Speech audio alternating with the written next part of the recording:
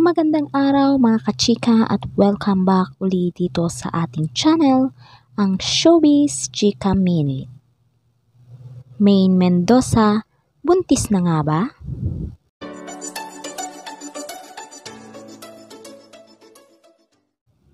Buntis na nga ba ang phenomenal star na si Maine Mendoza?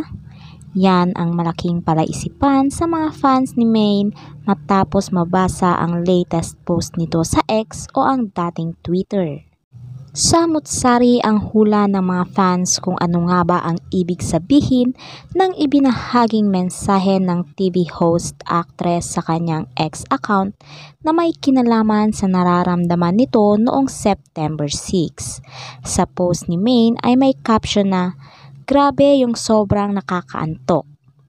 Sunod-sunod ang mga naging komento ng mga netizens sa nasabing post at halos karamihan ay naghihinalang baka buntis na nga ang E80 host na halos 2 buwan ng kasal kay Arjo at Taide na ginanap sa Baguio City. Narito ang ibang komento ng mga netizens.